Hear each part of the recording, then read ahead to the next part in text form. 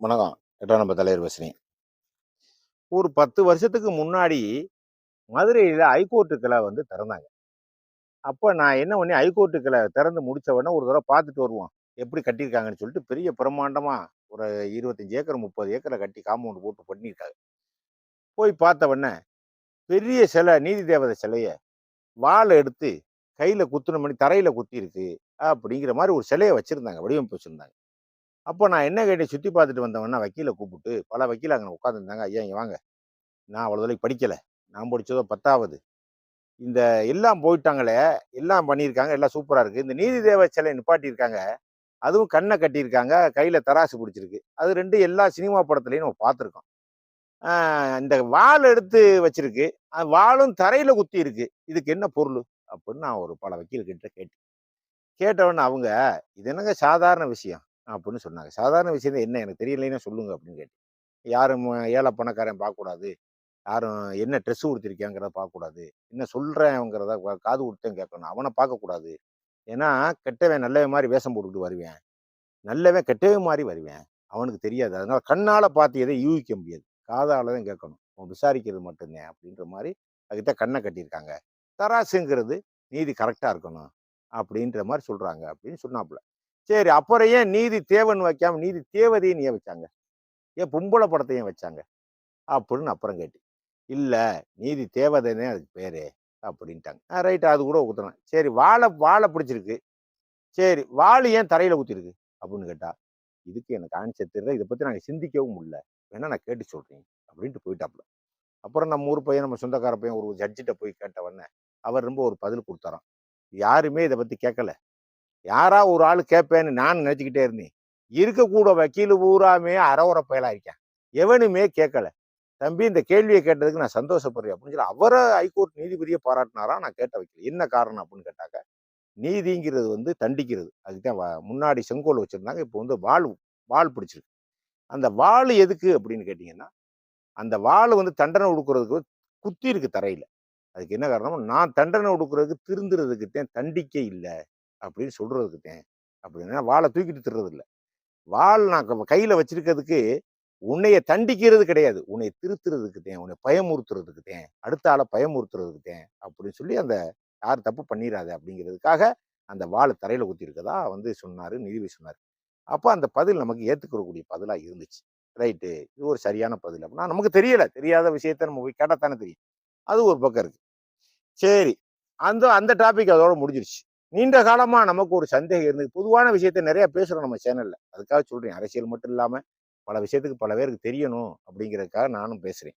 ஏன்னா நமக்கு மேல உங்களுக்கும் தெரிஞ்சிருந்தாலும் கமெண்ட்ல சொல்லலாம். அதனால ஒண்ணும் தப்பு இல்ல. நானே எல்லாம் தெரிஞ்சவன் அப்படிலாம் சொல்ல தேவையும் இல்ல. அது நடக்கவும் நடக்காது. எல்லா மனிதனுக்கும் எல்லாம் தெரியுமா? தெரிஞ்ச மாரி நடிக்கிறது தான். எவனுக்கு எதுவும் தெரியாது. தெரிஞ்ச வரைக்கும் பேச வேண்டியது தான். தெரியலன்னா உங்கள்ட்ட சொல்றத நீங்க கெடுக்க வேண்டாம். அவ்வளவு. நம்ம கொள்கையும் நம்ம அது. இப்ப ரொம்ப நாளைக்கு எனக்கு ரொம்ப நாள் சந்தேகமே இருந்துச்சு நீதித்துறையில. என்னடா தீர்ப்பு மரண தண்டனை குடுத்தவுடனே அந்த பேனாவ ஏன் உடைக்கிறாங்க? அப்படின்னு ரொம்ப நாள் யோசிச்சுக்கிட்டே இருந்தேன் நான். அப்புறம் சில வக்கீல்கள் கேட்டேன். வக்கீல்ட்ட கேட்டோனே அவங்க என்ன சொன்னாங்க, ஆமா திருப்பி இந்த மாரி தீர்ப்பு வரக்கூடாது அப்படிங்கிறதுக்காக உடைச்சாங்க. உடைக்கிறாங்க அப்படின்னாங்க. இந்த பதில்ல எனக்கு திருப்தி இல்ல. அது கரெக்ட்டா கூட இருக்கலாம். ஆனா இத தாண்டி என்ன பதில் இருக்கு? ஒரு செயலுக்கு பல அர்த்தம் இருக்கும். ஒரு அர்த்தத்த மட்டும் பிடிச்சுக்கிட்டு தொங்கக்கூடாது. அதுக்கு இன்னொரு அர்த்தம் என்ன இருக்கு? அப்படின்னு நம்ம போய் பார்த்தோம்னா, நம்ம போய் தேடுனா அப்புறந்தே உள்ள பெரிய பெரிய விஷயங்கள்லாம் நெறைய கூகுள்ல தட்டி பார்த்தா பெரிய பெரிய விஷயங்கள்லாம் வருது. வேத காலத்துல தண்டனைங்கிற ஒரு விஷயமே மனுவுல இருந்து தான் வந்துச்சாம். தண்டனை. தண்டனைன்னு இந்தியன் வந்துச்சு, எகிப்துல இருந்து வந்துச்சா? தமிழ்நாட்டுல இருந்து வந்துச்சா? யார் ஔவையார் எழுதுச்சா? அதுக்கு முன்னாடி யார் உன் பாட்டன், பூட்டன் யார் எழுதுனானா தண்டனைங்கிற வார்த்த?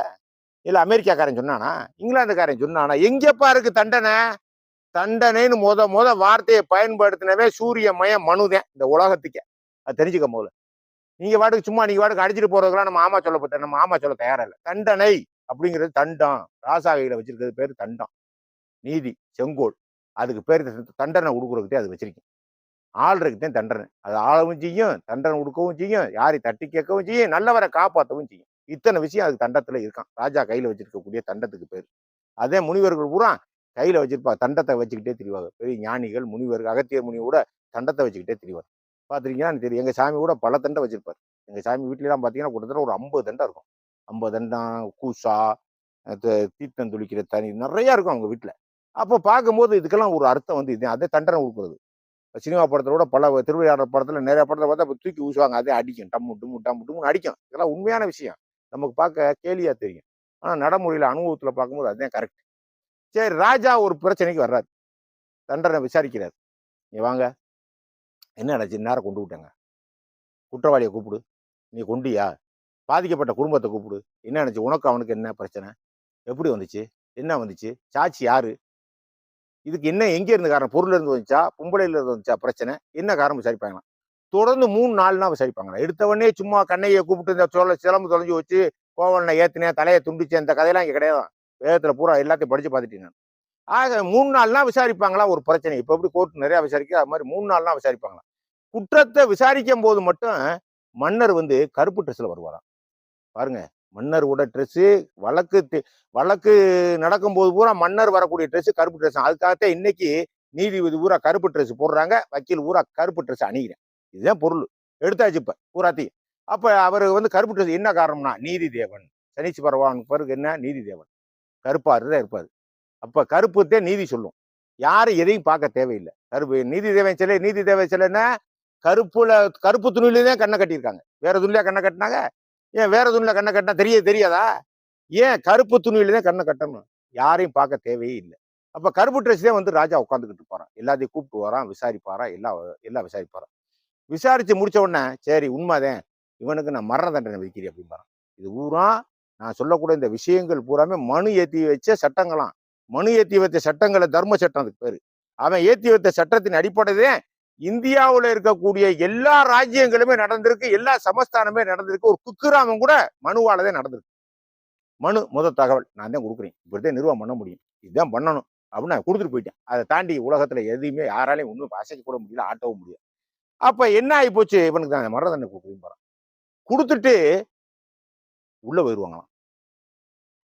அரசவையில ஐயர் ஊரா வந்து இருப்பாங்க. அரசவை ஐயர்னு சொல்லி நிறைய பேர் இருப்பாங்க. கூப்பிட்டு உட்கார வச்சு ராஜா உட்கார வச்சு 3 மணி நேரம் யாகம் நடத்துவாங்களாம். 3 மணி நேரம் யாகம் வைப்பாங்களாம். 3 மணி நேரம் குடமா தண்ணியை கொண்டாந்து ராஜா தலையில ஊத்துவாங்களாம். என்ன அர்த்தம் அப்படின்னா, இந்த தண்டனை என்னை சேர்ந்தது இல்ல, நாடை நான் ஆள்றேன், அதுக்கு தண்டனை கொடுக்க வேண்டிய கட்டாயம். மற்றபடி இந்த தண்டனை நான் கொடுக்கல, சந்தர்ப்ப சூழ்நிலை நான் அந்த இடத்துல இருந்து கொடுத்தேன். மற்றபடி இந்த பாவம் கொலை பண்ணக்கூடிய பாவம் என்னை பிடிச்சிடக்கூடாதுங்கிறதுக்காக ஐயர் யாக ஓதி 10-20 குடத்தை தண்ணியை ராஜா மேல ஊத்தி அப்புறம் குளிச்சுட்டு அப்புறம் ராஜா வீட்டுக்குள்ள போவாராம். அப்ப அந்த பாவத்தை ராஜா ஏத்துக்கிற கூடாதான். அந்த கணக்குலதான் நீதிபதி என்ன செய்யறான்னா, இப்ப மரண தண்டனை நான் கொடுக்குறேன் அப்படின்னு சொன்னா அந்த தண்டனை அவருக்கு வந்து சேர்ந்துருமா? அவர் ஒரு கொலைகாரன் தானே. இப்ப தண்டனை கொடுக்குற இடத்துல இருக்கேன்னு கணக்கு கிடையாதான். அவருக்கு வந்து நேரடியா சேர்ந்துருமா? அப்ப சேரக்கூடாதுங்கிறக்கா என்ன பண்றாருன்னா, நான் எழுதல, நான் இதை செய்யல, இந்த பேனாதையும் செஞ்சிச்சு, நான் செய்யல அப்படிங்கிறக்கா உடைக்கிறார். ஏமாத்துறாரு பாருங்க. செயலை ஏமாத்துறாரு. யாரையும் ஏமாத்துறாரு. கிரகங்களை ஏமாத்துறாரு, சட்டத்தை ஏமாத்துறாரு. அது ரகசியம். அதெல்லாம் வெளியே விரிவா அதுக்கு மேல போகக்கூடாது. அதனால அதை உடைக்கிறாரு. அதை உடைச்சு முடிச்ச உடனே அப்பத்தே இவருக்கு அந்த அடுத்த பிரிவுல தண்டனை வராதான். இல்லைன்னா நீ ஒரு உயிரை கொண்டில, அவன் அந்த உயிரை கொண்டேன், நீ இவன் உயிரை நீ எப்படி எடுக்க? ஐயா, எந்த உயிரை எடுக்கிறதுக்கு யாருக்கு அதிகாரம் கிடையாதப்பா, நீ எப்படிப்பா எடுத்த அப்படின்னு இவருக்கு கேள்வி வரும். மேல் உலகம் போனா இவர் கேள்வி வரும், 1000 கேள்வி வரும். அப்ப இவருக்கு அடுத்த பிரிவில் பேர் குற்றவாளியா இருப்பாரு, செத்தவன் நீதிபதியா இருப்பார், இவருக்கு மரண தண்டனை. இப்படி பல சிக்கல் அதுக்குள்ள போய்கிட்டே இருக்குமா. அதனாலதான் அந்த பேனாவை உடிச்சு குளிச்சுட்டுத்தான் நீதிபதியோட வீட்டுக்கு போகிறான். மரண தண்டனை கொடுத்துட்டான். அப்ப இருக்கக்கூடிய நடைமுறை தான் இப்பவும் இருக்கு. ஒன்னும் புதுசு இல்லை. ஆனா யாருக்கு தெரிய மாட்டேங்குது. இப்ப பதிவிடுறது காரணமே வந்து என்னன்னா, யாருக்கு தெரிய மாட்டேங்குது. இளைஞர்களுக்கு இப்ப இருக்கக்கூடிய ஆட்களுக்கு எல்லாத்துக்குமே தெரியணும். இது ஏன் செய்யறாங்க, இதையே செய்யல, ஏன் வேற ட்ரெஸ் போட்டா என்ன, ஏன் இப்படி ஏன் பேனா உடைக்கிறாங்க, பேனா உடைக்கலைன்னா என்ன, எல்லா விஷயத்தையும் நமக்குள்ள கேள்வி எழுப்போம். இப்ப நம்ம கேள்வி கேட்டவனே தேடுறான். கேள்வி கேட்கலாம், எப்படி தேடுவீங்க? தேட முடியாது. இப்ப என்ன பிரச்சனை அப்படின்னா, ரஷ்யாவில் இருந்தது செசன்யா நாடு பிரிஞ்சது. அந்த நாட்டுல ஒரு சட்டம் ஒண்ணு கொண்டு வந்திருக்காங்க. நாட்டுக்கு எதிர்த்தாப்புல துரோகம் யாரு பண்ணாலும் சரிதான், குண்டு வச்சு கொலை பண்ணி அந்த இது வேணும் இந்த இது வேணும்னு சொன்னா அவன் சொத்தை பறிச்சிடுறது, அவன் கை காலை வெட்டிடுறது ஒரு சட்டம் கொண்டு வந்திருக்காங்க. இந்தியாவில் கிடையாது. ஆனா இந்த இந்த சட்டம் அவனுக்கு எப்படி உதிச்சிச்சு? சொத்தை பறிச்சுட்டா என்ன ஆகும்? அது புறம்போக்கு, சாப்பாட்டுக்கு வழி இருக்காது, இருக்க இடம் இருக்காது, உழுக காணி இருக்காது, கலப்பை சாத்த இடம் இருக்காது, எதுவுமே இருக்காது. சும்மா ரோட்ல தெரிய வேண்டியது. சொத்து இல்ல பத்து இல்லைன்னா என்ன செய்ய முடியும்?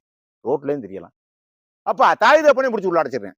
உன் மைய தீவிரவாதி ஆயிட்டான்ல, ஏன் எனக்கு தகவல் கொடுக்கல கவர்மெண்ட்டுக்கு? நீ அந்த அவனுக்கு உடந்தையா இருக்கியா? நீ உடந்தையா இருக்காங்க, ஏன் எனக்கு தெரியப்படுத்தல? அப்ப தகப்பனாரே வீட்டை விட்டு வரட்டுறாங்க.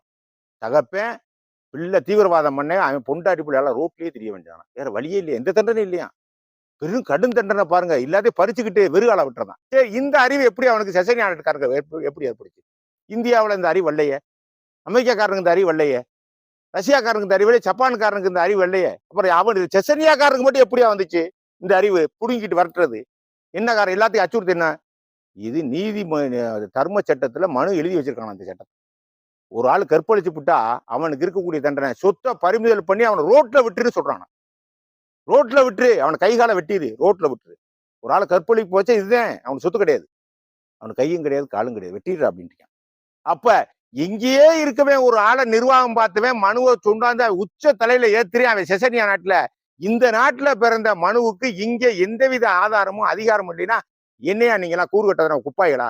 என்ன கூறு கட்டத்தரம் குப்பாய்களா? அவன் சாதியை வச்சிருக்கேன் இதைத்தான் பேசுகிற ஒழிய மனு ஏற்றிருக்கக்கூடிய சட்டம் பிரமாதமா இருக்கியா, பிரமாதமா இருக்கு. யாருக்கு பாகுபாடே கிடையாதுயா. அவனுக்கு ஏற்றபடி அவன் தண்டனை. அது என்ன தப்பு செஞ்சா தண்டனை அனுப்பிக்க என்ன? உனக்கு என்ன வேலை பார்க்க தக்கன சம்பளம்? நீ ஒரு வேலை பார்த்தா உனக்கு அது தக்கன, கஷ்டமான வேலை பார்த்தா அது தக்கன கூலி, லேசான வேலை பார்த்தா அது தக்கன கூலி. நீ இந்த செயல் செஞ்சா இன்னும் உனக்கு சன்மானம், இந்த செயல் செஞ்சா இந்த தண்டனை. இதை வாங்குறதுக்கு என்ன பிரச்சனை? அது சொல்லு. ஏன் இதை இந்தியாவில் கொண்டு வர மாட்டேங்கிறா? மனு சட்டத்தை இந்தியாவில் கொண்டு வரணும். யாரு இந்தியாவில இருந்து தான் மனுவை வந்து கத்துக்கிறணும். வேற நாட்டுக்காரன் நமக்கு சல்லு பாடம் சொல்லி கொடுக்க கூடாது. ஏன்னா மனு நம்ம நாட்டுக்காரன், சூரிய மயம் மனு சும்மா லேசான விஷயம் கிடையாது, விட்டு கொடுக்க முடியாது. மனுவை எந்த காரணத்தை கொண்டு இந்த நாடு கைவிட்டக்கூடாது, மறந்துடவும் கூடாது. மனுவுக்கு செய்யக்கூடிய ஒவ்வொரு தண்டனையும் நீ அப்ப சொல்லு. நீ தண்டனை எந்த நாட்டுல இருக்கு சொல்லு, சவால் வரும் உனக்கு. தண்டனைங்க சொல்லு எந்த நாட்டுல இருந்துச்சு. அது மாதிரி ஒவ்வொரு விஷயத்துக்கும் மனு எல்லாத்துக்குமே தீர்வு எழுதி வச்சுட்டு போயிட்டா. சும்மா தேவையில்லாம அதனால இங்க தீவிரவாதம் பண்றவனுக்கு சொத்தை பறிச்சிரு, கற்பழி பண்றவனுக்கு சொத்தை பறிச்சிரு, அது ரோட்ல தெரிஞ்சுட்டு போறேன்.